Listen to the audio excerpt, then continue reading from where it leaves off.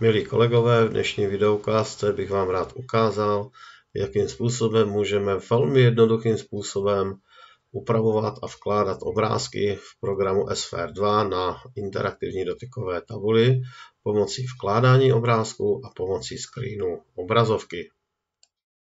Takže v ukázku práce se dvěma obrázky začneme tak, že si nejprve program SFR zvětšíme na celý monitor a zapneme si neboli aktivujeme program nebo část programu Whiteboard.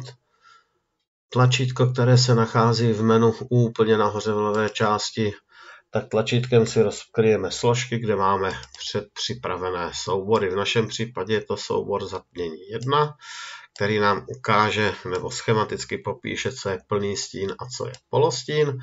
No a druhý soubor, který nám vlastně ukáže, jakým způsobem probíhá nebo popisuje nám zatmění slunce, ať už úplné nebo částečné. Tady tyto soubory, které vidíte v levé části, si můžeme zase znovu skrýt pomocí tohohle tlačítka v levé horní části menu. No a máme soubory na celé obrazovce, na celém monitoru. Takže když se podíváme, tak samozřejmě si nejprve vyznačím body, které by měly být totožné, a to je zdroj Z2, který mě odpovídá tady této části, a samozřejmě zdroj Z1 na obrázku, který si ovšem musím vyznačit trošičku světlejší barvou, aby tady ta barva byla vidět, čili tohle by byl zdroj Z1, tady si přepnu na trošičku tmavší barvu, aby to bylo na bílém podkladu dostatečně viditelné. No a už je evidentní, že světlo bude dopadat tímhle směrem. Ze zdroje Z1 a ze zdroje Z2 bude dopadat tady tímhle směrem. Takže vlastně polostín, kdy vidíme sluníčko v částečném zatmění, to je vlastně tady tato část.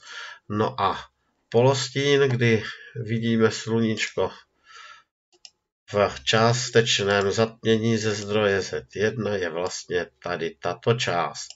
No a samozřejmě obě dvě části je nutno zakreslit do obrázku. Takže je evidentní, že tyto dvě části nám vlastně splývají. Tady tento plný stín můžeme nechat vyznačený černě, protože je evidentní, že úplné zatmění slunce se nachází zde. Je docela vhodné pomocí textu ještě tady tyto popisky popsat.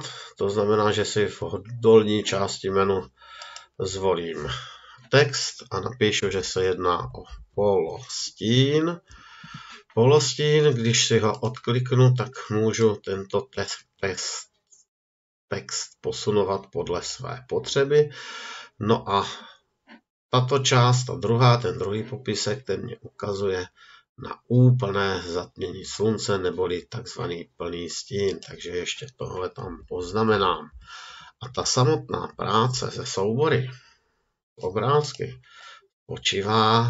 spočívá v následujícím. Já tady mám chybu, takže není nic jednoduššího, než tady tuto chybu vymazat a udělat to znovu a lépe.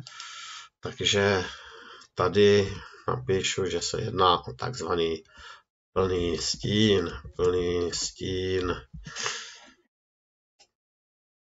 Pokud někdo nepostřehl, tak plný stín jsem nebo respektive ten polostín se vymazal pomocí tlačítka gumy.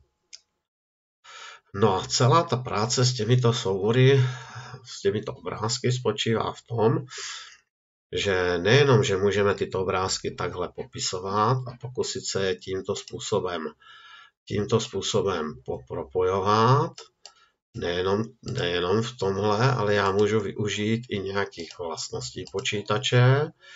Takže já, když budu chtít, aby mě pomocí tohoto obrázku studenti dokázali popsat,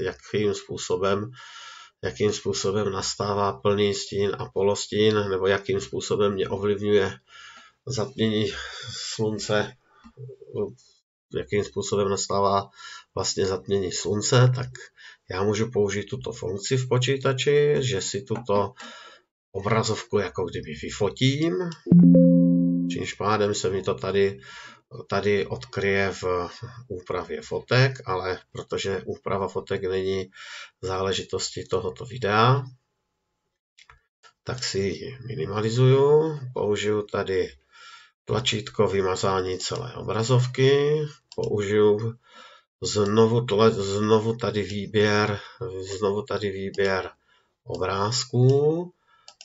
No a teď už není nic jednoduššího, než vybrat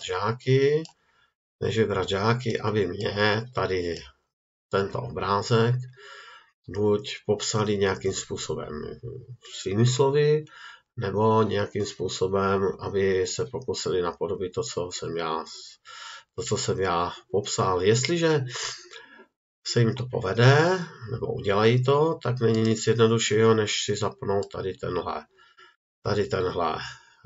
tenhle screen obrazovky, no a porovnat si jejich práci, kterou si můžu ukázat tady, že třeba tento polostín odpovídá tady tomuto polostínu, takže já se podívám, jestli to skutečně odpovídá. Vidím, že červená, modrá na modrá, ale to ještě není všechno. Pokud mě nevyhovuje práce se 2 okny, tak já si samozřejmě tento obrázek můžu jednoduchým přetažením pomocí levého tlačítka myši skopírovat.